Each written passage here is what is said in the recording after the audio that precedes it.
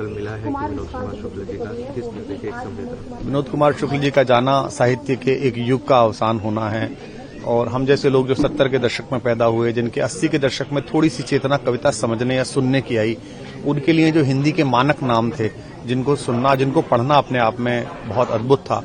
और हिंदी की कविता में या कला के क्षेत्र में साधक प्रवृत्ति जो लुप्त प्राय हो रही है, जहां एकांत में अपने कोने में सामाजिक ताने बाने से प्रचार परांगमुख होकर लिखते पढ़ते रहना, अपनी बात कहते रहना और उसे जगत में छोड़ देना बिना ये सोचे समझे कि इसे स्वीकृति मिलेगी नहीं मिलेगी, उस प्रक्रिया के आखिरी नामों में विनोद कुमार शुक्ल थे। हमें आशा थी कि वे स्वास्थ्य लाभ कर लेंगे। पीछे प्रधानमंत्री जी ने भी उनका हालचाल पूछा था और मुख्यमंत्री जब गए थे तो मैंने मुख्यमंत्री जी को भी फोन करके पूछा था कि उनका स्वास्थ्य कैसा है और हमें लगता था कि साहित्य उत्सव जो जनवरी में होगा उसके समय पर उनके दर्शन होंगे, उनसे अध्यक्षता या वे उद्घाटन करेंगे, लेकिन वे अपनी अंतिम यात्रा पर चले गए। हिंदी का एक बहुत बड़ा प्रतीक पुरुष विदा हुआ है।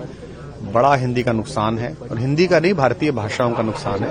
विश्व में जब भी हिंदी कविता की बात चलेगी तब जब विनोद कुमार शुक्ल याद आएंगे, जब भी कोई व्यक्ति हताश बैठेगा और उसकी तरफ कोई दूसरा व्यक्ति हताशा में हाथ बढ़ाएगा, जब भी वो हाथ बढ़ाकर चलेगा तब विनोद कुमार शुक्ल की कविताएं हमारे साथ चलेंगी। सर, आपके साथ इनकी एक मुलाकात जो जब भी वो किसी कार्यक्रम में, दिल्ली के साहित्य के कार्यक्रम में आए तो हम लोगों ने बिल्कुल विद्यार्थी की तरह पीछे बैठ के उन्हें सुना, उनको जाना, उनकी कविताओं को हमने हंस के माध्यम से, फाकी के माध्यम से, अन्य ग्रंथ